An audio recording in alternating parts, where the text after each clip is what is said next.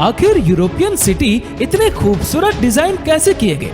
हर city के centre में आपको एक मॉन्यूमेंट या कोई सीनिक गार्डन मिल जाएगा और उसके अराउंड स्पेस, बिल्डिंग्स जो सारे के सारे एकदम परफेक्ट साइज के, जैसे किसी ने ड्राइंग बनाई हो या फिर किसी ने फोटोशॉप पर बनाया हो। इसे आप Japan, America, China, south Korea, कोई भी डेवलप्ड कंट्री जैसे कि इंडिया के साथ कंपेयर कर सकते हो। कोई भी देश दिखने में इतना परफेक्ट नहीं दिखता है। यूरोप दुनिया का इकलौता ऐसा कॉन्टिनेंट है जिसके 33 कंट्री बाय रोड ट्रेन से कनेक्टेड है। और ट्रेन तो छोड़ो, आप यूरोप के 33 कंट्रीज साइकिल करते करते एकदम कंफर्टेबली जा सकते हो। यूरोपियन कंट्री में दुनिया के लोवेस्ट सिर्फ आधे घंटे का ट्रेवलिंग टाइम है। यूरोपियन कंट्री इतने वेल प्लेन है कि कई यूरोपियन अपने जॉब के लिए सुबह उठ के दूसरे देशों में जाकर शाम तक वापस अपने देश में घर लौट के आ जाते हैं। लग्जमबर्ग को ही ले लो, यहाँ के 46% वर्क फोर्स मतलब 2 लाख से भी ज्यादा लोग रोज क्रॉस बॉर्डर जाके जॉब पर जाते हैं दूसरे यूरोपियन कंट्रीज में और शाम को आराम से घर लौट कर आ जाते हैं। लेकिन सबसे ज्यादा सीखने वाली बात यह है कि सारे के सारे मेजर यूरोपियन सिटीज जो आज इतने वेल प्लेन लगते हैं, वह इतिहास में कई बार तबाह होकर वापस से खड़े हुए। वर्ल्ड वॉर 2 का ही एग्जाम्पल ले लो। उसके दौरान अराइवल कंट्रीज एक दूसरे के शेडो पर बॉम्बिंग करके उन्हें तबाह कर रहे थे, जिसमें पूरे यूरोप की मेजर सिटीज जैसे लंदन, बर्लिन, वार्सो, हैम्बर्ग सभी बॉम्बिंग से मिट्टी में मिल गए थे।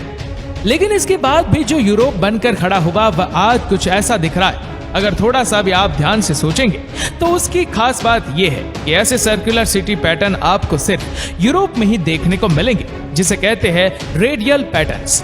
दुनिया के बाकी देशों में आमतौर पर ग्रिड पैटर्न के कॉन्सेप्ट पर ही सिटी प्लान होती है, तो फिर यूरोप में ये रेडियल पैटर्न क्यों यूज होते हैं? यूरोप में रेडियल पैटर्न की शुरुआत साल 1050 एडी के पहले ही शुरू हो चुकी थी। लेकिन तब में और अब में फर्क सिर्फ इतना था कि तब इन सिटी को फोर्टिफाइड करके इन्वेडर से बचाने के लिए ऐसे स्ट्रक्चर्स बनाए जाते थे। आपको इसके प्रूफ रेमिटेंस के थ्रू भी देख सकते हो, जो है आज का मॉडर्न वेटिकन सिटी, कार्केस्वन और यॉर्क सिटी। ऐसे कई और सारे सिटीज है जो बेसिकली ये रेडियल सिटी कुछ इस तरह से डिजाइन होती है कि उसके सेंटर में यानी कि कोर में एक प्रोमिनेंट बिल्डिंग या मॉन्यूमेंट बनी हुई होती है और फिर इस कोर के अराउंड सर्कुलर फॉर्म में पूरे शहर को बसाया जाता है।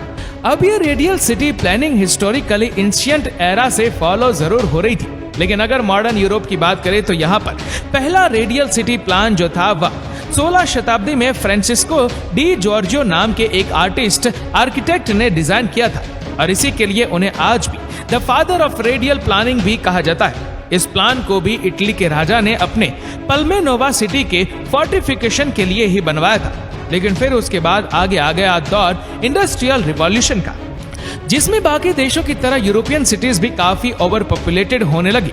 लेकिन इस प्रॉब्लम को सॉल्व करने के लिए यूरोपियन एक्सपर्ट ने 2 मेजर अप्रोचेस पर सबसे ज्यादा फोकस किया। पहला रेडियल प्लानिंग का अपडेटेड फॉर्मेट गार्डन सिटीज और दूसरा जॉनिंग अप्रोच। तो गार्डन सिटी के अप्रोच को सर एबिनेजर हॉवार्ड ने साल 1900 के दौरान पब्लिश किया था। उनका अप्रोच था कि सिटीज को ऐसे रेडियल शेप में डिजाइन किया जाए जहां पर सेंटर में एक मेन सिटी और इंडस्ट्रीज होंगे और उसके बाहर 6 दूसरे सर्कुलर रूरल सिटीज होंगे जो मेन सिटी से म्युनिसिपल कैनल, रेलवे और रोड से कनेक्टेड होंगे। और फाइनली इस पूरे सिटी प्लान को बीचों बीच ग्रीन स्पेसेस होंगे जहां एग्रीकल्चर और गार्डन प्लेस रहेंगे। अब यह अप्रोच काफी यूनिक और प्रॉमिसिंग था और इस अप्रोच पर बनने वाली पहली मॉडर्न गार्डन सिटी थी लेचवर्च और वेलवेन गार्डन सिटी, जहां पर यह प्लान फिनोमिकली वर्क किया और फिर दूसरे सिटीज ने भी इसे इम्प्लीमेंट करना शुरू कर दिया और इसके बाद से मेजॉरिटी ऑफ यूरोपियन सिटीज ऐसे ही बनने लगे। लेकिन यूरोप के माइंड ब्लोइंग सिटी प्लानिंग के पीछे सिर्फ रेडियल सिटी प्लानिंग ही नहीं है। यूरोपियन सिटीज को अगर आप थोड़ा और गौर से स्टडी करोगे तो आपको एक और यूनिक बात इनमें दिखाई देगी। जरा इन मैप्स को ध्यान से देखो। ये है यूएसए का जॉनिंग मैप। इसमें येलो हाईलाइटेड एरिया रेसिडेंशियल है, रेड कमर्शियल और ब्लैक ग्रे इंडस्ट्रियल। अब इन तीनों एरियाज पर हमें क्लियर बाइफर्केशन दिख जाता है, यानी रेसिडेंशियल और कमर्शियल एरिया साथ में नहीं है। लेकिन ये बर्लिन वाले मैप में रेड एरिया रेसिडेंशियल है और ब्राउन ग्रे रेसिडेंशियल और कमर्शियल दोनों, पर इसमें आपको बाइफर्केशन दिखेगा और यही यूरोप की खासियत है कि वहाँ मिक्स जॉनिंग अप्रोच फॉलो होता है। जॉनिंग को हम एकदम सिंपल भाषा में समझे तो जॉनिंग अप्रोच सिटी के ह्यूज एरिया को लैंड यूज के हिसाब से अलग अलग जोन्स में डिवाइड करता है, जो मेजरली रेसिडेंशियल, कमर्शियल और इंडस्ट्रियल होता है।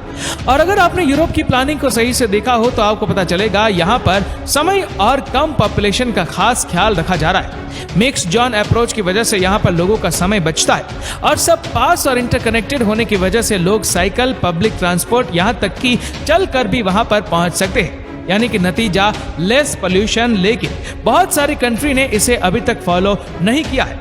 अब देखते हैं कि यूरोप का जॉनिंग अप्रोच कैसे उसे बाकी डेवलप्ड नेशन से सिटी प्लानिंग में ज्यादा वेल मैनेज बनाता है। तो जैसे हम जानते हैं 1930 के दौर में काफी सारी कंट्रीज में इंडस्ट्रियलाइजेशन काफी पीक पर था और हर कंट्री इस वेव में इंडस्ट्रियल एरिया को अलग रख रही थी रेसिडेंशियल एरिया से। सेम यूरोप ने भी किया, लेकिन फिर जर्मनी वह पहली कंट्री बनी जिसने अपने कुछ सिटीज में मिक्स्ड जॉनिंग अप्रोच स्टार्ट किया।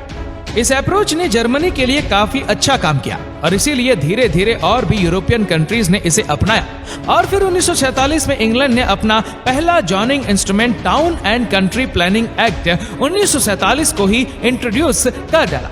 इस लॉ के तहत प्रोविजन को फॉलो करने के बाद वहां के सिटीजन को इजीली रेसिडेंशियल एरिया में भी इंडस्ट्री सेटअप करने की परमिशन मिल जाती थी। अब मिक्स्ड जॉनिंग अप्रोच को फॉलो करने से यूरोप को 3 मेजर फायदे मिले। सबसे पहला, जहां पर लोग रहते थे वहीं पर उनको शॉप, वर्क और प्ले फैसिलिटीज भी मिलने लगी, जिससे वहां पर गाड़ियों पर डिपेंडेंस काफी कम हो गई। वहीं पर अगर हम इसे यूएस से कंपेयर करें तो वहां पर एक्सक्लूसिव जॉनिंग फॉलो होने की वजह से इसका बिल्कुल उल्टा हुआ, यानी कि वहां पर कॉस्टली हाउसिंग के साथ व्हीकल डिपेंडेंसी भी काफी बढ़ गई। दूसरा फायदा, मिक्स्ड हाउसिंग होने की वजह से वहां पर हाउसिंग अफोर्डेबल हो गया, क्योंकि वहां पर एक्सक्लूसिव रेसिडेंशियल जोन बना ही नहीं जिसे एक्सक्लूसिव बोलकर हाई प्राइस पर बेचा जा सके, तो वहां पर हाउसिंग काफी अफोर्डेबल हो गया। तीसरा फायदा, वहां पर लोग ज्यादा से ज्यादा पेडेस्ट्रियन एक्टिविटीज और पब्लिक ट्रांसपोर्ट यूज करने लगे, जैसा आज भी होता है, और ये काफी मेजर फैक्टर है जो यूरोपियन कंट्रीज को बाकी कंट्री से अलग बनाता है। यूरोप की public transport connectivity literally next level है। अगर आप पूरे यूरोप को देखोगे तो वहां पर एक मेजर कॉन्सेप्ट को फॉलो किया जा रहा है, जो है द सीजन्स एरिया। इसके तहत यूरोप के 27 देशों के नागरिक बिना किसी पासपोर्ट और वीजा के पूरे कॉन्टिनेंट पर बिना किसी रोक टोक के घूम सकते हैं। मेजर यूरोपियन सिटीज के बीच में कमर्शियल सेंटर और पब्लिक प्लेसेस के अलावा होते हैं पब्लिक ट्रांसपोर्टेशन टर्मिनल्स, जैसे बस, ट्रेन और ट्रैम्स। अब इस सेंटर में इसलिए प्लान किया जाता है ताकि लोग पूरे सिटी में कहीं भी कभी भी आसानी से ट्रेवल कर पाए। और यूरोपियन टर्मिनल्स की खासियत है कि इन टर्मिनल्स में आपको सारे मोड्स ऑफ ट्रांसपोर्ट एकदम इंटरकनेक्टेड मिल जाएंगे। अगर कोई रेलवे स्टेशन हो तो उसी में कनेक्टेड होगा। दूसरा, बोर्ड ऑफ ट्रांसपोर्ट जैसे बसेस, ट्रैम्स और सबवे ये आपस में इतने कनेक्टेड है कि उनको रेलवे, बस या ट्रैम्स के बजाय ट्रेवल्स टर्मिनल्स बुलाया जाता है। इन टर्मिनल्स के बाद हर एक ट्रांसपोर्ट मोड्स का अपना अपना एक वेब ऑफ नेटवर्क होता है। यूरोप में कैनाल्स की शुरुआत 17वीं सदी में हुई थी, जब वहां पर 2 मेजर कैनाल, ब्रायर कैनाल और कैनाल टू मिडी को डेवलप किया गया था। उसके बाद इंडस्ट्रियल रिवॉल्यूशन के दौरान इन कैनाल्स की इंपॉर्टेंस काफी बढ़ गई और उसी दौरान कैनाल नेटवर्क बनाया गया और आज की तारीख में यह कैनाल नेटवर्क इतना बढ़ चुका है कि ये बेसिकली 13 कंट्रीज और 37,000 किलोमीटर का एक फैला हुआ जाल है। अब कैनाल तो फिर भी 13 कंट्रीज में ही फैले हुए, लेकिन यूरोप के रेल नेटवर्क की बात करें तो वह पूरे कॉन्टिनेंट के कोने कोने में फैली हुई है। ये है यूरोप का ट्रांस रेल नेटवर्क जो 33 कंट्री से कनेक्टेड है और अब तो यह नेटवर्क 2x स्पीड का हो गया है, क्योंकि वहां जब से यूरोस्टार हाई स्पीड लाइन शुरू हुई है, लंदन टू पेरिस का ट्रेवल टाइम 8 घंटे से सीधा 2 घंटे 15 मिनट पर आ गया है। और वहीं पर हम अगर बसेस की बात करें तो यूरोप में 55% लोग बसेस से ही ट्रैवल करते हैं और उसकी एक वजह यह भी है कि यूरोप में कई कॉन्टिनेंट्स ऐसे हैं जो फ्री पब्लिक ट्रांसपोर्ट प्रोवाइड करते हैं। आपने ट्रैम्स को कोलकाता में जरूर देखा होगा और आपको काफी रेयरली ये चीज देखने को मिलेगी इंडिया में, लेकिन यूरोप में ये हैवीली यूज है। यूरोपियन कंट्रीज का ऑलमोस्ट 20% व्हीकल ट्रैफिक रैम की वजह से कम हुआ है।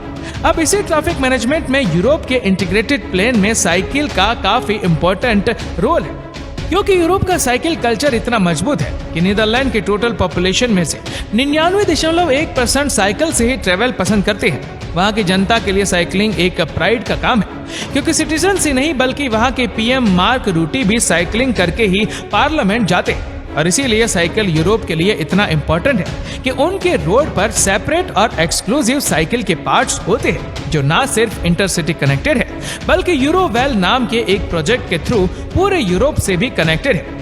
यूरोवेलो रूट को यूरोपियन साइकिलिस्ट फेडरेशन ने लॉन्च किया था, जिसे बेसिकली साइकिल की सवारी से पूरे यूरोप का टूरिज्म एक्सपीरियंस कर सकते हो। एग्जाम्पल के लिए सेंट्रल यूरोप रूट को ही ले लो जो इन सभी कंट्रीज से गुजरता है, और ऐसे यूरोवेलो के 19 डिफरेंट रूट्स हैं। तो दोस्तों इसीलिए यूरोपियन सिटी इतने खूबसूरत तरीके से डिजाइन किए गए हैं। दोस्तों उम्मीद करते हैं कि ये वीडियो आपको पसंद आई होगी। आपको ये वीडियो कैसी लगी नीचे कमेंट करके जरूर बताएगा, और अगर आपको वीडियो अच्छा लगा हो तो इस वीडियो को लाइक करेगा, शेयर करेगा ज्यादा से ज्यादा लोगों तक, और ऐसी ही और भी रोचक जानकारियों के लिए सब्सक्राइब करें हमारे यूट्यूब चैनल को और फेसबुक पर फॉलो करें हमारे पेज को। धन्यवाद।